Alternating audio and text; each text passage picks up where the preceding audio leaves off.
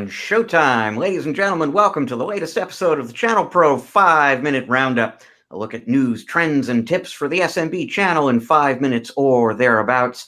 My name is Rich Freeman. I am one of your hosts of this program. I'm also the executive editor of the ChannelPro Network.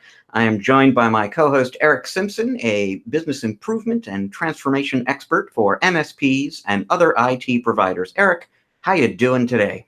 I'm doing fantastic. Rich, how about you? I'm doing great. In fact, it's hard to be doing significantly better. I am just days away from a badly needed vacation, and I'm at home in Seattle, and the sun is out, so it's all good. Awesome. Well, let's plunge into our top story of the week here, and relatively slow news week.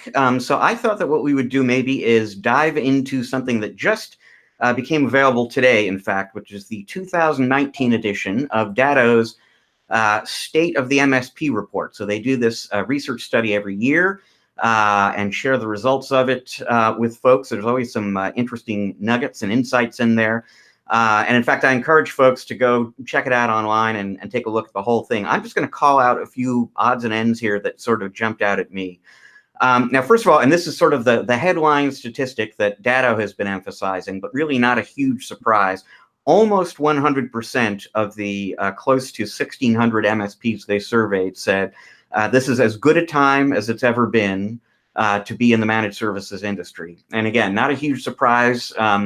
This is why billions of dollars of private equity capital are flooding into the managed services market right now. It's growing. This is a great time to be an MSP. A few things that were a little surprising to me. This is just some demographic information here.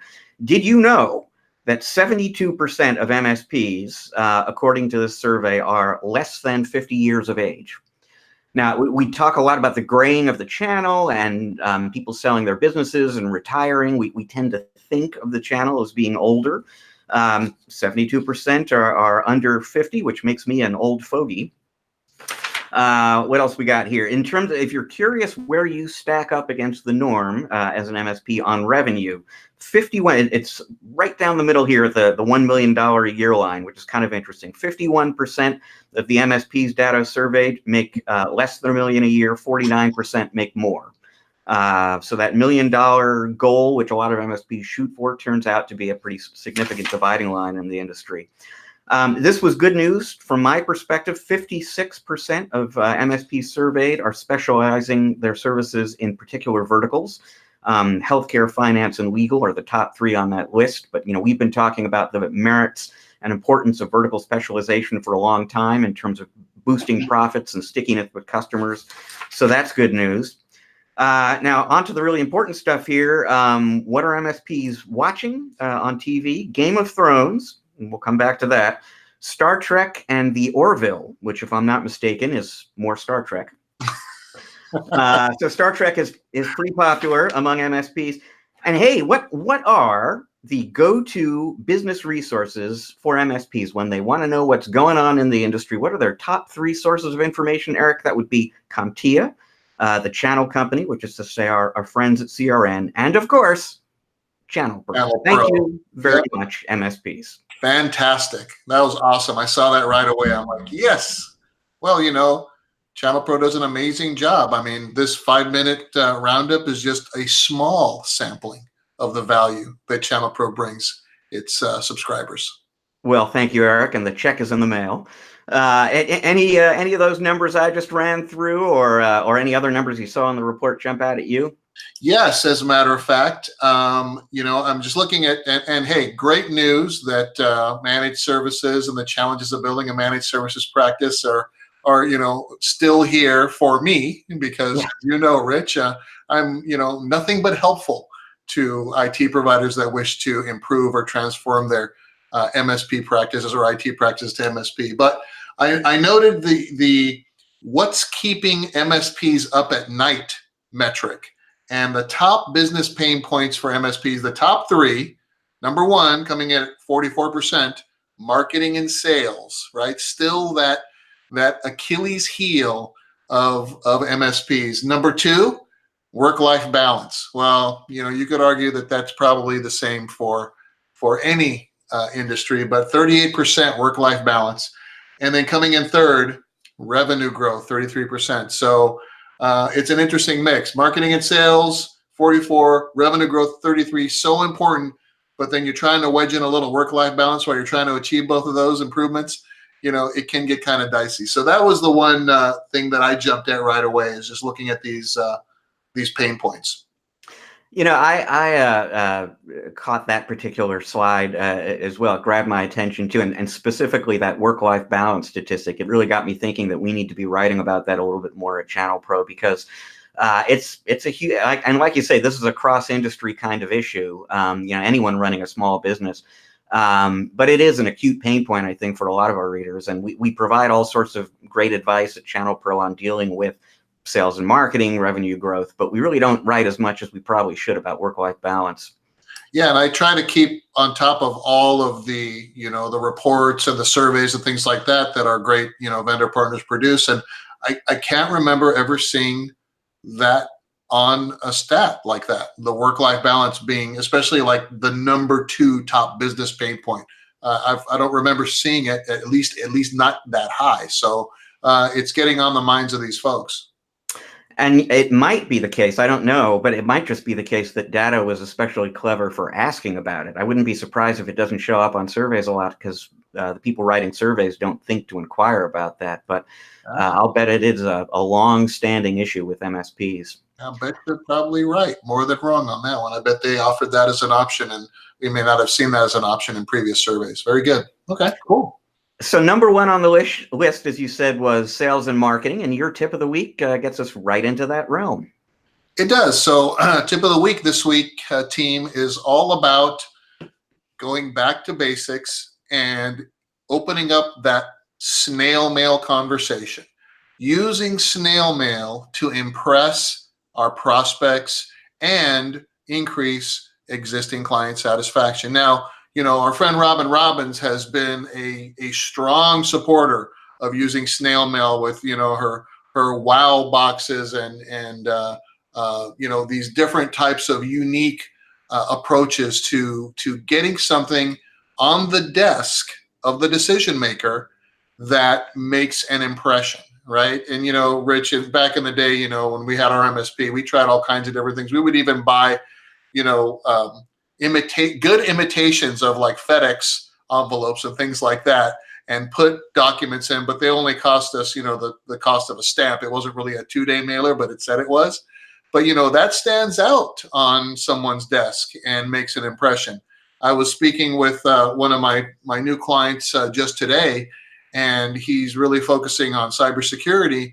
And, one of the techniques to get an appointment is to run a prospect's domain through a dark web scanner and see if there's hits, i.e. their stuff's on sale in the criminal side of the internet, as my friend Mike Semmel would say. But he puts the report in an envelope and marks it urgent and mails that to the prospect, and then follows up with a call. So this cuts right to the chase, right? You get something, you open it up, and he's got a cover letter, and here's the report of everything that's been breached, and I'm going to follow up with a phone call, and let's get an appointment set. So, it can't be overlooked that not a lot of folks are spending that kind of money to get in front of a client. But if you think about the appointment setting services that we know of that charge, a healthy amount, and, rightfully so, it costs a lot of time and money to set an appointment for somebody, but spending a couple of bucks to send things through snail mail, and of course, appreciating new clients, like when you win the business. I've won 2 new client opportunities this week, and immediately, the gift basket with the, cookies and whatnot is on the way. So it does make a difference. It makes an impression on both the prospecting side and also, the long-term client relationship building side.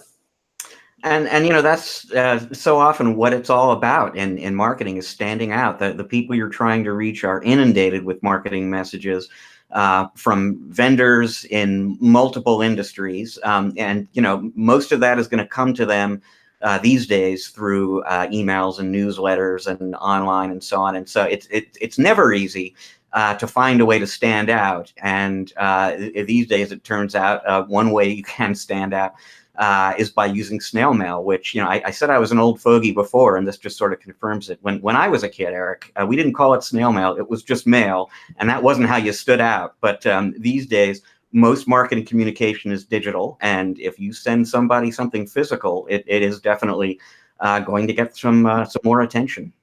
Right. And I think, how it's presented and how it's packaged gets past the gatekeeper and gets onto the decision maker's desk. So if it's an urgent envelope or, marked urgent and things like that, it's got their name on it, chances are it'll probably end up on their desk. And I do know partners that do USPS second day and FedEx and things like that, just to make that impression and spend that $8 or whatever it is to get it on the decision maker's desk. Well, we have got time for just one more story this week, and it concerns that enormous topic of conversation this week, which is the series finale of Game of Thrones. Now, I will say up front, I have never seen an episode of Game of Thrones. I may be the last human being on earth who can say that. I don't have HBO for starters. Just really never watched it. But there are a lot of people who have really, really been huge fans, obviously, of this show, and they're having a tough time this week. We're reading about petitions, basically, to the writers from people who really don't like the ending of the show and would like them to go back and redo the whole season. We're hearing about counseling services that are available now for fans of the show who are trying to figure out what they're going to do with their Sunday nights now that they no longer have this in their life. Meanwhile, fun fact that I learned about Game of Thrones and its fans, did you know that mothers have been naming babies Khaleesi? I hope I'm saying this right. Khaleesi, after one of the characters in that show, in fairly large numbers for a while. In fact, last year, there were 560 female babies in the U.S. named Khaleesi, making it the 549th most popular name for girls in the U.S. last year. And now, of course, the question, now that Khaleesi has been exposed in the show as a mass murderer, is how these people are kind of feeling about that. Yes, well, Rich, if you have not watched an episode of Game of Thrones, then you truly know nothing, Rich Freeman. So on a quote that's very, very famous in the show. But yeah, it's caused quite an uproar. And, these folks that have signed this I've read about the million, signature petition to go back and they don't understand how, movie production and Hollywood and TV shows work. I mean, like anyone's going to go, yeah, we probably should do that for the fans. I myself enjoyed every minute of the final season, and I think it ended the way it was supposed to end. And I don't think there was any other way to end it, that was more logical. So I just threw in my 2 cents. Comment below, everyone, if you disagree. Very good. Very good. Thumbs up from Eric on the Game of Thrones finale. All right. Well, that is all the time we've got for you this week on this episode of, I almost said Game of Thrones, of the 5-Minute Roundup. We will be back next week with another episode of the show. Technically speaking, I will be away on vacation, but we're going to get a show in for you anyway. So tune in for that. If you like the program, you would like to see other episodes, keep up with the future ones, what you want to do is go to the ChannelPro Network channel on YouTube and subscribe to that. You will get all the information you need to keep up to speed on the ChannelPro 5-Minute Roundup. To read more about items like Datto's research, business growth tips, news from the industry, we've got that for you every day on ChannelProNetwork.com. So please visit that site regularly for great new content. To learn more about Eric and the work that he does with his clients, the place to go is ErickSimpson.com. That is ERICK Simpson.com. So thank you for joining us once again. We will be back next week with another episode of the ChannelPro 5-Minute Roundup. Until then, enjoy the rest of your week. Eric and I are enjoying the rest of your week already.